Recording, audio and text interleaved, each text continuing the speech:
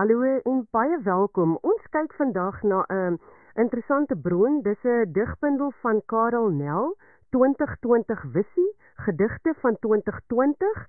Ja, dis 'n persoonlike kroniek, sou jy kon sê, met datums en alles van daardie jaar 2020. En dit kom uit 'n baie spesifieke Suid-Afrikaanse hoek. So ons plan vandag is om bietjie saam te kyk hoe een persoon, die digter, daardie tyd, pandemie, inperking, al die verandering, verlies, maar ook daai vreemde stilte, hoe hy dit deur poesie probeer vasvang het. Ons gaan so bietjie deur die gedigte blaai, kyk wat ons raak sien, watter gevoelens opkom, miskien herken jy iets van jou eie ervaring daarin, of dalk sien jy iets nuuts. Kom ons spring weg. Reg, so die bundel skop vroeg af, 2020, voor die pandemie ons regtig getref het. Die heel eerste gedig Perforasie, dis gedateer 17 Januarie. En dit tref my nogal, dit praat van wel fyn gaatjies in papier, hoe maklik dit skeer, en dan vra dit, langs watter foutlyn gaan jy self eendag skeer? As ons nou terugkyk met alles wat ons weet, daai foutlyn, dit voel amper onheilspellend, né? Dis beslis 'n kragtige manier om te begin. Daai beeld van 'n foutlyn, so vroeg reeds. Ja, dit skep dadelik so 'n onderliggende gevoel van broosheid. Jy weet, potensiële breuke wat wag. Persoonlik, dank selfs vir ons almal saam. Dit laat my dink aan 'n ander vroeë gedig, As ek eendag klein is. Dis van einde Maart, net toe die inperking begin het. Daai een raak aan temas van wel kwetsbaarheid, oud word, afhanklikheid, gevoelens wat 2020 vir baie mense skielik baie naby gebring het. Vir jonk en oud. Ja, daai kwetsbaarheid. En dan begin daardie reeks, die daggedigte, dag 1, dag 2. Dit voel regtig soos 'n dagboek in digvorm, né? Dit vang daai snaakse atmosfeer van die begin van die inperking. Dag 1, straattortel, daai beeld van die eensame tortelduif op 'n leë teerpad. Dis asof die duif wonder waar al die karre en die mense is. Presies. En dan dag 2, stilte, en dag 3, oggendstilte. Dit bou daarop voort. Hulle vang daai stilte vas, daai amper onnatuurlike, skrikwekkende stilte wat net so oor alles toegesak het.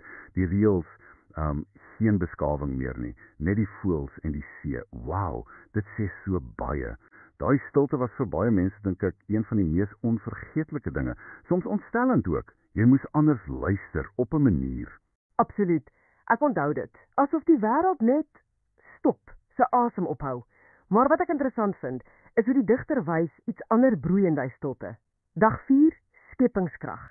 Hy skryf van kreatiwiteit wat oral uit ou kuile en nuwe krake kom. Dis nogal 'n ding, hè, die paradoks van inperking. Juis omdat die normale roetines weg was, het hy stilte vir sommiges wel 'n kreatiewe vonk gegee. Mense het nuwe maniere gesoek om uiting te gee. Ja, dit wys 'n tipe onpasbaarheid, daai menslike ding om betekenis te soek, selfs as alles om jou stop. En dan, natuurlik die virus self. Dit word amper 'n karakter op sy eie. Dag 7, Stopstraat, is nogal treffend. Hoe dit voel of eeue se kennis en vooruitgang net stop. Alles tot stilstand gedwing deur, wat sê hy, 'n onverstaanbare klein stukkie genetiese kode. So, en daai beeld in dag 7 seemyn, ek sal dit nie gou vergeet nie. Hy vergelyk die virus met 'n femtoklein seemyntjie, iets wat jy nie kan sien nie, maar dit kan 'n groot skip, die samelewing, miskien die menslike liggaam laat sink, deur hoe sy ontelbaar miljarde kere in die longe toe ontplof. Dis grafies, amper gewelddadig, maar dit vang daai gevoel van 'n onsigbare, verwoestende bedreiging so goed vas. Ja, die krag lê in daai kontra ons nek, die piepklein teen die massiewe. Dit gaan dieper as net 'n beskrywing. Dit roep 'n gevoel op, van hoe klein en kwesbaar ons gevoel het. En die bundel kyk dan ook na die breër impak. Dag 8, hibernering. Dit beskryf die isolasie, ja veral vir ouer ense, maar ook die sielkundige kant, daai onsekerheid. Hoe gaan 'n lente uit hierdie gedwonge winter kom? Wanneer? En dit bring ons by 'n ander deel van daai tyd, die infodemie, die inligtingsvloed. Dag 9, infodemie, praat reguit daaroor. Al die gerugte, die angs oor vlugte, die sameswerings, en dan kort daarna, dag 20, stil geraas, oor sosiale media, hoe dit gevoel het of almal oornag 'n kenner geword het. 'n Professor, profeet of prins, elkeen met sy eie waarheid. Dit sal seker aanklank vind by jou as luisteraar. Daai gevoel van probeer sin maak uit al die geraas. Beslis, dit vang dit perfek vas.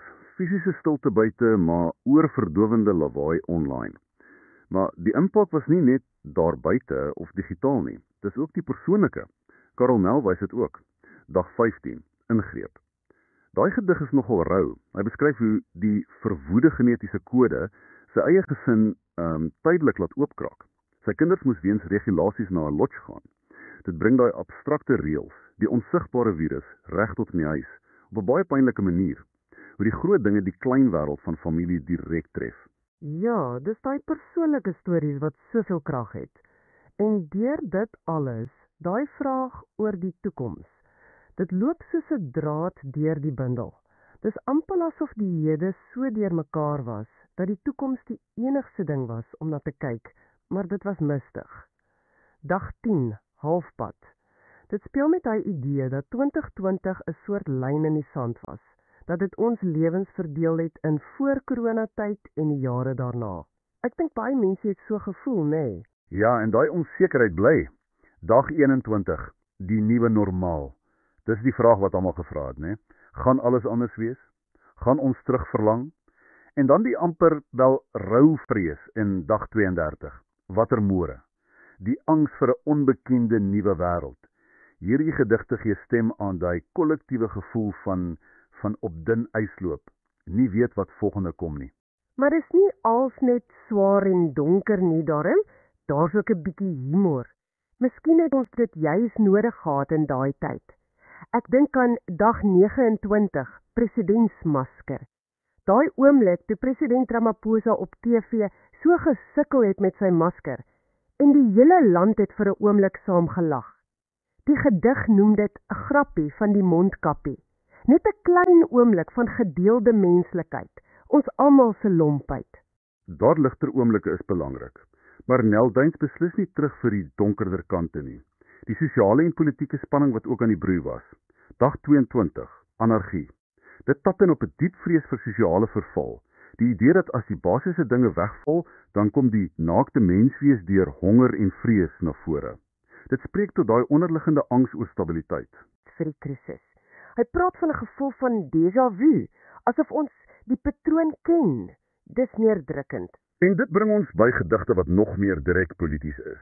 Vroeër in die jaar sal 21 April oor die lugdienste probleme toe. En dan later gedigte soos AD vergelyking 5 September en Delta 29 Oktober. Hierdie is nogal uitgesproke. Hulle stel die tyd voor 1994 teenoor die tyd daarna. En daar is 'n baie sterk gevoel van verlies, ontnigtering, selfs woede oor wat die digter sien as vernietiging en korrupsie na 1994. En dit is belangrik hier, hè, om dit te sê vir jou wat luister. Ons deel hierdie, want dis wat in die bron, die gedigte staan, dis die digter se gevoelens, sy perspektief. Ons bied dit aan as deel van die prentjie wat die bundel skets. Dis nie ons wat sê dis reg of verkeerd nie, ons probeer net die idees in die bron oordra.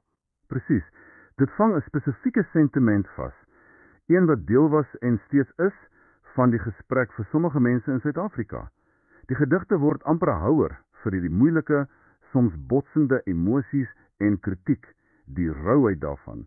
Jy sien dit ook in Brandstigting 21 Oktober, waar hy die brand van velde beskryf as fokken barbaars en brutaal.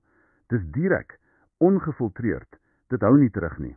Op 'n heeltemal ander noot, maar net so intens, is daai tema van persoonlike verlies. Dis baie aangrypend. Daar's 'n paar gedigte, eervolle ontslag, stil, die afreis, solo staptoer wat opgedra is in 'n antjie. Hulle praat van afskeid, van verlange, selfs na iemand se min woorde, en hoe stilte soms oorverdowend kan wees na iemand leg is. Dit voel baie privaat, daai rouproses. Ja, en daai tema van verlies en die spore wat mense agterlaat, dit kom weer en weer terug. 23 April, en dan die heel laaste twee gedigte, 28 Desember en Dop.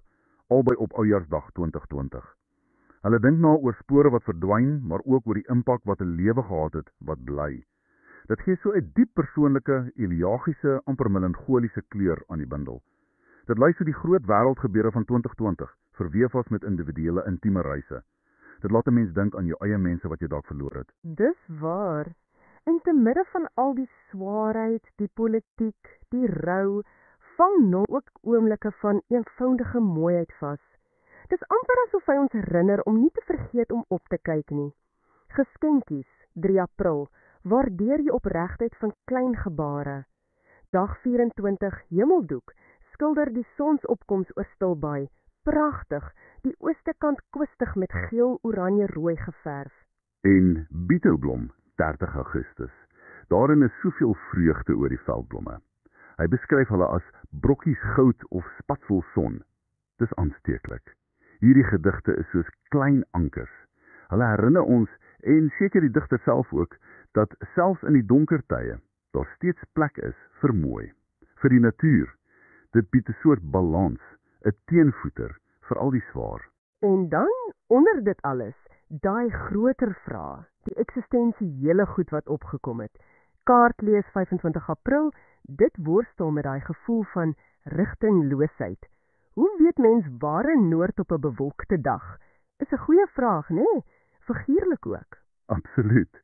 En uitgang 17 Julie, dit beweeg na 'n plek van, kom ons sê, berusting, 'n aanvaarding van stilte, 'n soort vertroue in die wete dat hy is. Dis 'n ander dimensie.